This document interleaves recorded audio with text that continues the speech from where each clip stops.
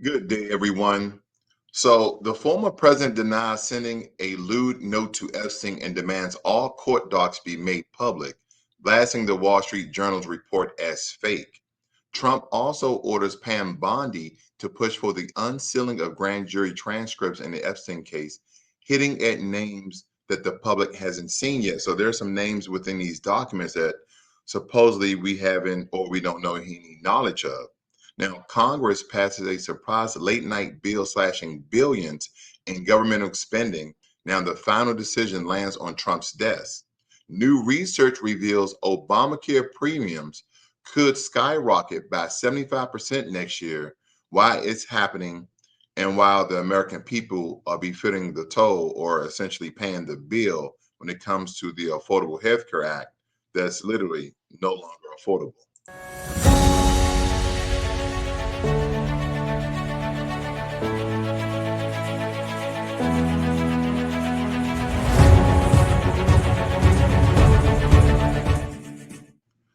So late last night, President Trump blasted Democrats on Truth Social, calling the Epstein case a scam, and demanded Attorney General Pam Bondi officially petition the court to unseal all pertinent grand jury transcripts in the Epstein saga. Bondi confirmed her office is ready to move the court tomorrow, and critics, including Representative Goldman and Jamie Raskin, fire back, labeling it performative theater, arguing that the transcripts typically cover Maxwell and Epstein not powerful friends. And what they're getting at here is that there's a cover up. There's a very large governmental cover up of very powerful people who are not wanting to be named, that their names have been redacted. That yesterday I was reporting that a lot of them were stating that they were victims, so their names cannot be revealed. So this is a large cover up that people are now understanding that in some regards, the Trump administration is now hiding by the way of Pam Bondi, by the way of Cash Patel, and even President Trump himself. So I'll continue to report on that as new updates come about. Now, simultaneously, Trump is threatening to sue the Wall Street Journal over its claims that he sent Epstein a birthday note drawing, something Trump categorically denies that the Wall Street Journal reported the letter included a sketch of a naked woman and intimate language he never used. But again, this is just some conjecture and rhetoric, and we'll see if there's any verifiable evidence or truth behind this. Trump called the alleged note fake and vowed legal action against Rupert Murdoch and the Wall Street Journal, saying, quote, I never drew that or used that language. Trump's defense transparency is reactive, not proactive. And critics say that this is exactly why he must go further and reveal anything that he has on Epstein. And I believe this is very important. And then what you see on your screen here, guys, um, now, while the Epstein drama really unfolds, Congress just passed a $9 billion spending cuts package, mainly sharing foreign aid and public broadcasting with a razor thin 216 to 213 House vote. And the Senate had already backed it, but crucially added 400 million to a pork funding called PEPFRR. Now it moves to Trump's desk. Symbolically, it's a win for the fiscal hawks, but opponents warn it could cripple soft diplomacy and regional stability. And this is mostly $1 billion has been cut to legacy and mass media by the likes of NPR.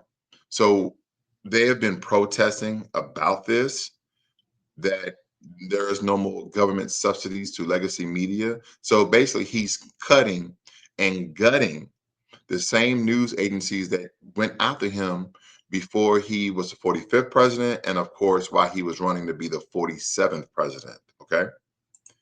Now, on the healthcare front, as we switch gears, analysts from KFF and NPR revealed that Obamacare premiums are set to soar. Average ACA plans cost rising by 75% next year. And Reddit users are already panicking. One healthy woman says her silver plan will jump from 600 to roughly 1100 per month.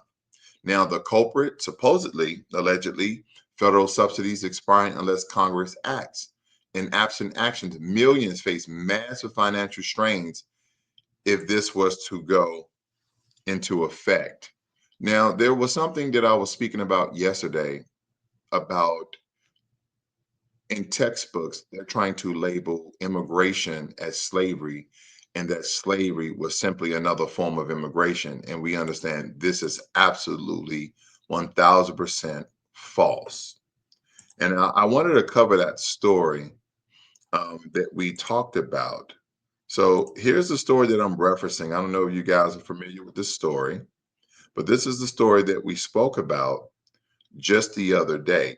Give me one second here. But it states that Black homeschoolers push back against racist, unregulated curriculum they call slavery immigration. And it goes on to state that as more Black families opt out of public schools, they're confronting the racist materials dominating the home education market and building alternatives. So I do want to give a quick piece and talk about this very important topic um, because I think it deserves a breakdown of sorts. Because as we are unraveling a very dangerous truth about spotlighting a revolutionary movement happening in real time, a movement of knowledge, and they're calling again slavery immigration. And I want you guys to let that sink in because in textbooks sold to families across the nation, in lesson plans that's passed off as Christian education and curriculum shaped by decades of whitewash ideology, slavery, and one of the most brutal and violent and even dehumanizing crimes in world history is being rebranded as immigration. We know this is not the same thing. It's a choice. It's a relocation. It's a job. It's an opportunity. You guys remember what Ron DeSantis stated back down there in Florida that Florida was helpful to Black people. And this is what they teach in far too many home education programs. But now a lot of, foundational Black American parents are saying, not on our watch. We're not going to go through this. We're not going to do these things. We're not going to teach our children lies or redact or retract the information that you guys are not putting in these books. We're still going to teach them about the horrible atrocities that this country have done to our people. So you can't eradicate that. And this isn't just a pushback. This is a educational revolution as we look at this. Now, since the COVID-19 pandemic began, a lot of Black families have really been homeschooling for quite some time. They've really been pushing it back against a lot of the rhetoric. Now, a lot of Black families have been exiting public school systems in very large numbers. And we saw the rate of Black homeschooling rise from 3.3% to 16.1% almost overnight. And I'm pretty sure you guys know why, because many of us got a front row seat to the trauma our children endure in those classrooms. And even to this day, we saw our babies being over disciplined and mislabeled and ignored and erased. And now that many of us have taken the responsibility to teach our children at home, we are confronting a new monster, racist, unregulated, and the curriculum with dangerous distortions and lies about history. So, if we talked about Dr. Timberly Baker, which is a college professor and mother in Arkansas, and she opened a triangular trade lesson and saw our ancestors described as product. She was again broken up and shaken behind this, and that wasn't education, that was indoctrination. She ripped the page right out of the book and set her children down and taught them that the truth using roots and oral histories and the blood memory of our people. And then we talked about Delana McFall in Texas after the murder of Trayvon Martin. She pulled her child from school and created a revolutionary tool called woke homeschooling. Now, the woke that she's referring to and the woke that they demonize in public media and politics today are two different things. I just want to make sure you guys understand the distinction. But the woke homeschooling she's referring to is a Afrocentric truth-telling curriculum now used by over 13,000 families across America. And her message, if the system won't teach our children the truth, we will. And let's talk about Dr. Peters at the University of Kansas. She didn't call homeschooling an option. She called it an act of self-determination. a declaration of independence from a public education system built on anti-blackness. Now, but this movement didn't start in 2020. This movement is ancestral work because back in 1787, the African Free School opened in New York City to teach Black children what white society refused to. Now, before that, during slavery, it was illegal to teach a Black child to read, but our ancestors did it anyway in secret by candlelight and also in defiance because Prince Hall, I know you guys were familiar with Prince Hall, taught our people literacy behind closed door. They risked life and limb to give us knowledge because they knew what we still know today, that education in a lot of regards is liberation. But yet, the homeschooling industry today is dominated by organizations like the Homeschool Legal Defense Association, that was founded back in 1983 to promote conservative Christian, white centric ideologies. And many of their materials reflect that praising slave owners and ignoring genocide and portraying white supremacy as righteousness. Now, in 28 states, you can homeschool without ever showing anyone your curriculum. Now, oversight, no regulation, no protection for our children from lies dressed up as lessons. And this is how the whole school to prison pipeline essentially started, with the lies and the extraction and the implementation of white supremacy ideology in education. So we are seeing a rise of homeschooling cooperatives led by Black families like Brown Mammoths in Pittsburgh, offering group classes, peer support, and culturally reflective teaching. We are seeing university led initiatives like the Black Family Homeschool Educators and Scholars Network, creating platforms for advocacy, research, and also, resources. We are building our own textbooks to teach our children the truth, and not just quote unquote slavery or race history, but this the true nature of our people. And on our own online classrooms, our own online curriculums rooted in our history and our heroes and our history, because a lot of that stuff has been eradicated, folks. A lot of that history is being erased.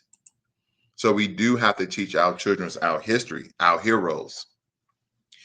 And we are raising children who know who Mansa Musa was, who understood what the Harlem Renaissance did, who can tell you about John Henry Clark, one of our master teachers, about Francis Cress Welsing, and about the Black Panthers feeding breakfast to our babies when the government would not. They are learning about redlining, the Tulsa Massacre, COINTELPRO, and the Black Liberation Army, not just what happened, but why it matters. You can teach someone or inform someone about their history, but why does it matter? Because education isn't neutral. It shapes identity, is build consciousness. And for centuries, this nation has tried to stripe ours away. They really tried to strip ours away. But now we are building anew. We are the authors now. We are the narrators, the architects of our children's minds. This is just not about homeschooling. This is home healing, home reclaiming, and in a lot of regards, home empowering. So if you're listening to this and wondering what you can do to support these curriculum creators, share their work, challenge your local school boards. And if you have children of your own, ask yourself, what are they being taught? Who are they telling? Because our children deserve more than just lies, they deserve liberation. Because I know when our son comes home from school and he's talking about a history lesson, or he's talking about some sort of uh, education, literature, or doctrine that he went over, I have to ensure that I have to verify its accuracy. And in some regards, there's been on occasion, maybe two or three times, where my wife and I sat down and actually informed him of the actual truth and not just what the school was pushing on them. Because when your kids are in high school, middle school, elementary school, they're very impressionable because they understand, the system understands that this is how we shape the American future.